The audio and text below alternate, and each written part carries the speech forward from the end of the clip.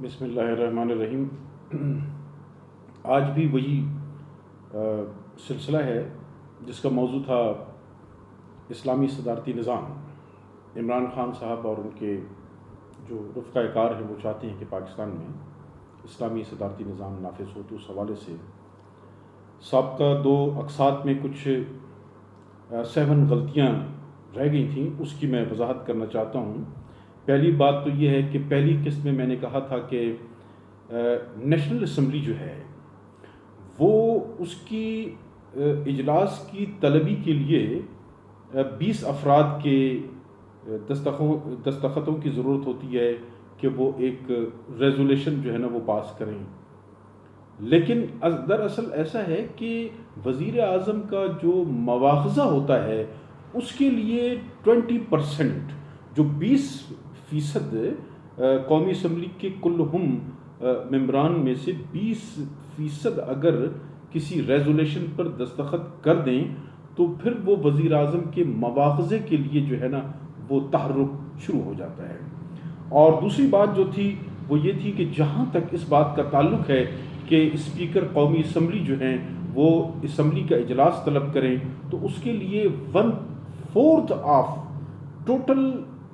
Members of national assembly جو ہے وہ اگر اس پر جو ہے ایک آپ یہ کہہ لیجئے کہ ریکوزیشن پر دستخط کرتے ہیں تو وہ اس کو اجلاس کو طلب کر لیتا ہے۔ اور اس کے علاوہ جو صدر مملکت ہے وہ اس کا پریریگیٹو ہے کہ وہ نیشنل اسمبلی کے اجلاس کو طلب کرے۔ پھر بات آ جاتی ہے کہ دوسری قسط میں نے 3 دریاؤں کا حوالہ دیا تھا کہ جنہیں فروخت کیا گیا، اور اس میں جو حوالہ تھا وہ ستلج، جہلم اور راوی کا تھا، جبکہ جو صحیح حوالہ ہے وہ ہے ستلج، بیاس اور راوی۔ تو اس کو کائنڈلی آپ درست کر لیجیے۔ اب ہم آتے ہیں اس طرف کہ اسلام کا اپنا جو ہے وہ نظام کیا ہے، اسلام کا اپنا نظام کیا ہے۔ ہم اسلامی صدارتی نظام کی بات کرتے ہیں، ہم کہتے ہیں کہ جی اسلامی پارلیمانی نظام ہو یا اسلامی بادشاہت ہو یا اسلامی ڈکٹیٹرشپ ہو وغیرہ وغیرہ۔ اسلام کا اپنا جو نظام ہے وہ خلافت کا نظام ہے۔ جیسا کہ آپ سب جانتے ہیں، ہم سب جانتے ہیں کہ اسلام میں حکمرانی کا تصور جو ہے وہ بنیادی طور سے اور طریق حکمرانی وہ یہ ہے کہ تصور حکمرانی وہ صرف اللہ پاک کی ذات کو حاصل ہے، اور اللہ پاک نے اپنے احکامات قرآن مجید کے ذریعے اپنے پیارے انبیاء کے ذریعے لوگوں تک پہنچاتے رہے، اور آخری جو پیغام ہے اللہ پاک کا وہ قرآن مجید کے ذریعے حضرت صلی اللہ علیہ وآلہ وسلم پر نازل ہوا اور انہوں نے انسان تک پہنچایا۔ اب طریق حکمرانی جو ہے خلافت کی وہ کیا ہے؟ وہ یہ ہے کہ خلیفۃ الوقت کو، مسلمانوں کے خلیفہ کے چناؤ کا جو ہے طریقہ کار وہ نہ ہی کلام پاک میں اور نہ ہی سنت رسول اللہ صلی اللہ علیہ وآلہ وسلم سے یہ واضح ہے۔ یہاں پر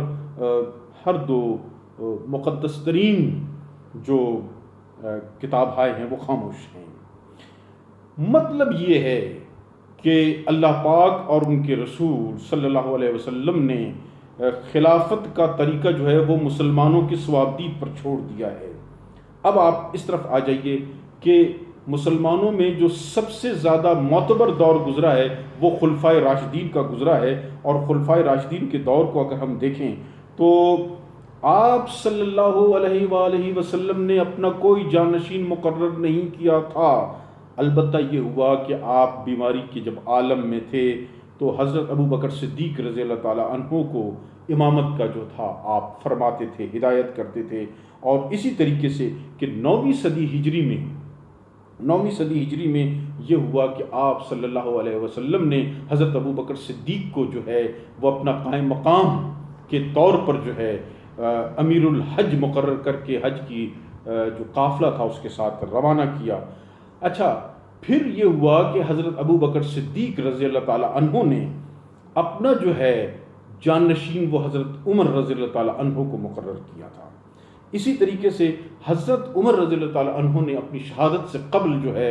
وہ 6 صحابہ کرام کی ایک کمیٹی تشکیل دی، اس 6 صحابہ کرام کی کمیٹی نے آگے جو ہے 3 صحابہ کرام کو چنا، اور ان 3 صحابہ کرام نے عبد الرحمن بن عوف کو جو ہے اس بات کا اختیار دیا کہ وہ جو ہے خلیفۃ الوقت کا چناؤ کریں۔ تو انہوں نے بڑی سوچ و بچار کے بعد اور عام و خواص سے مل کر اور صحابہ کرام سے رابطہ کر کے جلسے اور اجتماعوں سے معلومات لے کر انفرادی و اجتماعی، علانیہ و خفیہ طریقے سے انہوں نے معلومات اخذ کیے اکابرین سے، پیروکاروں سے، اور حتیٰ کہ مدرسوں کے طالب علموں سے اور باپردہ خواتین سے جو ہے انہوں نے اس نتیجے تک پہنچے کہ لوگوں کا رجحان جو ہے وہ حضرت عثمان غنی رضی اللہ تعالیٰ عنہ کو خلافت جو ہے وہ دینا چاہتا ہے، اور اس طریقے سے ان کی خلافت کا اعلان کیا گیا۔ پھر حضرت علی کرم اللہ وجہہ کی باری آتی ہے، حضرت عثمان غنی کی شہادت ہو جاتی ہے، تو حضرت علی رضی اللہ تعالیٰ عنہ جو ہے وہ خلیفہ وقت بننے کے لیے جو تھے وہ بالکل قطعاً تیار نہیں تھے، لیکن صحابہ کرام نے اور اہل مدینہ نے جو ہے وہ اپنی گزارشات کیں اور ان کی ریکویسٹ پر بمشکل حضرت علی جو تھے اس بات پر تیار ہوئے کہ وہ جو ہے خلافت کا جو ہے وہ عہدہ جو ہے وہ اس کے فرائض جو ہیں وہ سنبھال لیں، اور اس کے لیے انہوں نے کہا کہ اعلانیہ بیعت ہوگی، اور اس کے لیے مسجد نبوی میں اعلانیہ جو ہے وہ بیعت ہوئی۔ اس سے ثابت یہ ہوا کہ جو اسلام کی جو خلافت کا جو مزاج ہے وہ جمہوری ہے، لیکن یہ کہ وہ صدارتی ہے یا پارلیمانی ہے ایسا نہیں ہے، نہ ہی صدارتی ہے اور نہ ہی پارلیمانی ہے۔ اس کی وجہ یہ ہے کہ صدارتی اور پارلیمانی نظام کے لیے جو ہے اس میں چاہے وہ ایم این اے کے عہدے کے لیے ہو یا صدارت کے عہدے کے لیے ہو یا وزارت عظمیٰ کے عہدے کے لیے ہو، اس میں یہ ہوتا ہے کہ جو امیدوار ہے وہ اپنا نام، اپنے آپ کو، اپنی شخصیت کو، اپنی ذات کو پیش کرتا ہے، جبکہ اسلامی نقطہ نظر سے جو امیدوار اپنے آپ کو جو ہے وہ پیش کرتا ہے وہ ڈسکوالیفائی ہو جاتا ہے، بلکہ وہ اہل ہی نہیں ہوتا ہے، ایک چیز۔ اور دوسری بات یہ ہے کہ خلافت کا جو عہدہ ہوتا ہے وہ تاحیات ہوتا ہے، جبکہ صدر کا اور وزیر اعظم کا عہدہ جو ہے وہ ایک لمیٹڈ پیریڈ کے لیے ہوتا ہے، 4 سے 5 سال کے درمیان ہوتا ہے۔ اب ہم آگے بڑھتے ہیں کہ اس میں جو ہے قانونی و آئینی رکاوٹ کیا ہے، یعنی کہ پاکستان میں اسلامی صدارتی نظام میں جو آئینی اور قانونی رکاوٹ ہے وہ مختصراً میں بیان کرنا چاہتا ہوں۔ پہلی بات تو یہ ہے کہ موجودہ اسمبلی جو ہے وہ اس کے پاس 2/3 کی میجورٹی جو ہے وہ اس کی اکثریت نہیں ہے، تو اس لیے وہ آئینی ترمیم نہیں لا سکتی ہیں پارلیمنٹ کے اندر، اور اس کے بعد اگر وہ 2/3 کی میجورٹی بھی ہو تو وہ اگر کوئی اس طرح کی تبدیلی یا اس طرح کی آئینی ترمیم لاتی ہیں کہ جس سے جو ہے وہ پارلیمانی نظام حکومت کو صدارتی نظام حکومت میں تبدیل کر دیا جائے، تو اس میں جو ہے ایک بہت بڑی رکاوٹ، جو سب سے بڑی رکاوٹ ہے وہ ہے doctrine of basic structure of constitution of Pakistan 1973۔ اب یہ دیکھیے کہ یہ جو اسٹرکچر کا جو بیسک اسٹرکچر کا کنسپٹ ہے، یہ سپریم کورٹ آف پاکستان نے اس کو باقاعدہ جو ہے ڈیٹرمائن کیا ہے، اور اس کی ڈیٹرمینیشن جو ہے وہ آسمہ جیلانی کیس سے لے کر وکلا محاذ کیس تک، اور ضیاء الرحمان کیس سے لے کر محمود خان اچکزئی کیس تک جو ہے، اور اس کے بعد جو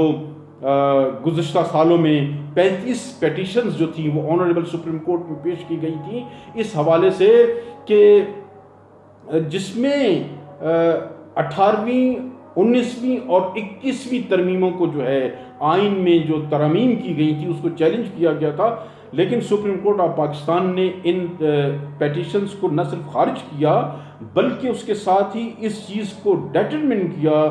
اور یہ ورڈکٹ دی کہ پاکستانی آئین کا ایک اسٹرکچر موجود ہے، اور وہ اسٹرکچر جو ہے وہ جو بنیادی ڈھانچہ ہے اس کو جو ہے انہوں نے کہا کہ یہ ہے نمبر 1 یہ کہ یہ وفاقی ہے، نمبر 2 یہ کہ یہ پارلیمانی ہے، نمبر 3 یہ کہ اس میں آزاد عدلیہ کا کنسپٹ ہے، اور نمبر 4 یہ کہ اس میں اسلامی دفعات ہیں، یہ اسلامی دفعات جو ہیں ان کو تبدیل نہیں کیا جا سکتا۔ یعنی کہ یہ وہ بنیادی اسٹرکچر ہے۔ ان بنیادی اسٹرکچر جن کا میں نے ابھی ذکر کیا، اس میں پارلیمانی جو طرز حکومت ہے یہ بھی اسٹرکچر ہے، اس کو بھی نہیں چھیڑا جا سکتا، اس کو بھی نہیں چھوا جا سکتا۔ تو کہنے کا مقصد میرا یہ ہے، میری گزارش یہ ہے کہ اگر کوئی ایسی صورت آ جاتی ہے اور یہ معاملہ سپریم کورٹ آف پاکستان کے پاس جاتا ہے تو پاکستان سپریم کورٹ کے 17 رکنی بینچ نے اس پر فیصلہ دیا ہے کہ پاکستان کا جو پاکستان میں طرز حکومت ہوگی وہ پارلیمانی ہوگی، نہ کہ صدارتی ہوگی۔ اب دوست جو ہیں، لوگ جو ہیں وہ ترکی کی مثال دیتے ہیں، لیکن بات یہ ہے کہ ترکی کے اندر جو ہے ان کے آئین کا کوئی سٹرکچر جو ہے وہ موجود نہیں ہے، نہ ہی ان کی عدالت عظمیٰ نے جو ہے اس حوالے سے کوئی جو ہے وہ فیصلہ جو ہے وہ سنایا ہے، جبکہ پاکستان میں بے شمار فیصلہ جات ہیں، ان کے پاس کوئی ایک فیصلہ بھی موجود نہیں ہے، ان کی سپریم کورٹ کا ایک فیصلہ بھی نہیں ہے، ان کے حالات ہم سے بالکل جدا ہیں، ان کے معاملات بالکل جدا ہیں، ان کی جو تکالیف اور خوشیاں ہیں وہ ہماری تکالیف اور خوشیوں سے بالکل جدا ہیں۔ تو ہم ٹرو کاپی، ڈیٹو کاپی جو ہے نا ہم کسی بھی ملک کا ہم نہیں کر سکتے ہیں۔ اگر کسی کو ہم ڈیٹو کاپی کر سکتے ہیں تو شاید ہم خلافت راشدہ کا کر سکتے ہیں، لیکن اس میں بھی علماء کرام کہتے ہیں کہ اس نظام کو جو ہے جدید حوالوں سے، جدید تقاضوں کو سامنے رکھتے ہوئے اس میں تبدیلیاں کی جا سکتی ہیں، لیکن بیسک اصول وہی ہونے چاہیے۔ اچھا، یہ دیکھیے کہ ترکی کے اندر جو ہے وہ آئینی ترامیم جو کی گئیں اور اس کے جو پارلیمانی نظام حکومت کو صدارتی نظام حکومت میں تبدیل کیا گیا، تو اس میں آئین میں ترکی کے آئین میں 74 دفعات جو تھیں اس میں تبدیلی کی گئی، یعنی کہ پاکستانی حوالے سے پاکستان کے کانسٹیٹیوشن کے آپ یوں سمجھیے کہ 74 آرٹیکلز کو تبدیل کر دیا گیا۔ اس تبدیلی کی وجہ سے اگر ایسا پاکستان کے آئین کے ساتھ ہوتا ہے تو پاکستان کے آئین کا حلیہ ہی بگڑ جائے گا، اور اس طریقے سے اس طرح کے حلیہ بگاڑنے والوں پر آرٹیکل 6 لگ سکتا ہے۔